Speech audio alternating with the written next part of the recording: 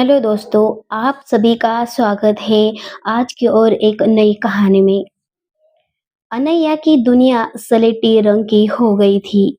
2 साल बीत गए थे उस दिन को जब एक सड़क दुर्घटना ने उसके पति आदित्य को हमेशा के लिए उससे छीन लिया था।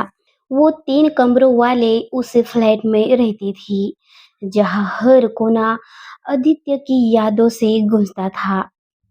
शाम को बालकनी में बैठकर चाय पीना, शनिवार को साथ मूवी देखना, ये यादें अब एक सुनी गुंजी की तरह थी। उसकी बेटी मायरा, जो अब 16 साल की हो चुकी थी, उसके जीवन की एकमात्र वो रोशनी थी। एक दिन मायरा ने उससे हाथ में एक ब्रश थमाया और कहा, माँ, पापा चाहते तो नहीं थे कि तुम इस तरह जियो। तुम्हारी पेंटिंग की क्लास ज्वाइन करने की इच्छा तो बरसों पहले से थी। जाओ ना। मायरा की आंखों में प्रेम और चिंता देखकर अनया टाल नहीं पाई। अगले हफ्ते वो एक स्थानीय सांस्कृतिक केंद्र में चल रही वाटर कलर पेंटिंग क्लास के दरवाजे पर खड़ी थी। उसका दिल जोर जोर से धड़क रहा था। क्लासरूम हल्की सी तरपंत की खुशबू और ताजे रंगों से सुगंधित था। कोच विराज एक शांत और धैर्यवान व्यक्ति थे।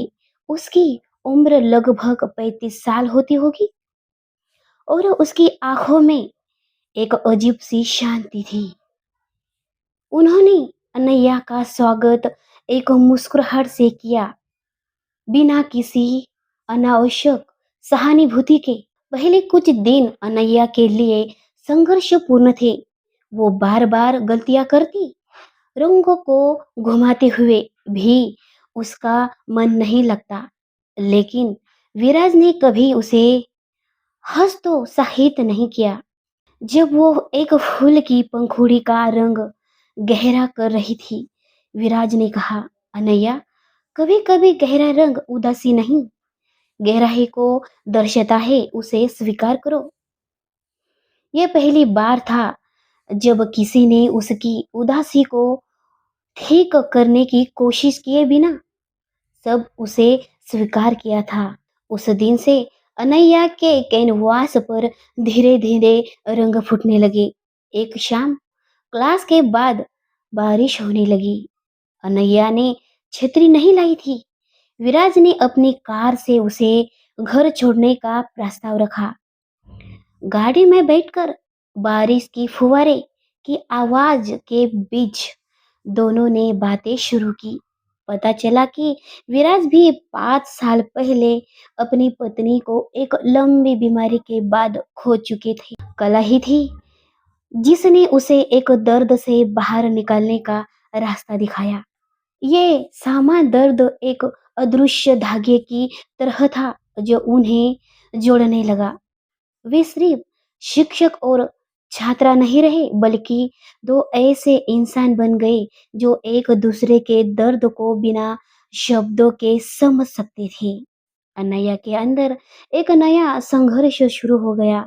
आदित्य के प्रति वफादार रहने की भावना और विराज के साथ बिताए पलों में मिलने वाली शांति के बीच वो फंस गई थी। क्या वो दोबारा प्रेम कर सकती थी? क्या ये आदित्य के साथ बिताए गए जीवन का अपमान होगा? एक दिन उसने आदित्य की एक पुरानी तस्वीर देखी। तस्वीर में वो मुस्कुरा था और तभी अनैया को एहसास हुआ, आदित्य की मुस्कान में हमेशा उसकी खुशी छुपी होती थी। क्या ये सच में चाहता था कि मैं उदास न रहे? सॉरी, उसने मायरा से बात की। मायरा ने गले लगाते हुए उसे कहा, माँ, पापा तुम्हारे दिल में हमेशा रहेंगे, लेकिन इसका मतलब ये नहीं कि तुम्हारा दिल दूसरों के लिए प्यार के लिए खाली रहे। विराज अंकल अच्छे हैं, तुम खुश रहो। यही सबसे बड़ी बात है। बेटी के इन शब्दों ने उसके मन का सारा बोझ हल्का कर दिया था। क्लास की अंतिम दिन प्रदर्शनी में अनैया ने एक पेंटिंग बनाई। उसमें एक सूर्यास्त और सूर्योदय एक साथ दिखाई दे रहे थे। एक सूरज डूब रहा था तो दूसरा उग रहा था। बीच में एक नदी बह रही थी जो दोनों को जोड़ती हुई प्रतीत होती थी।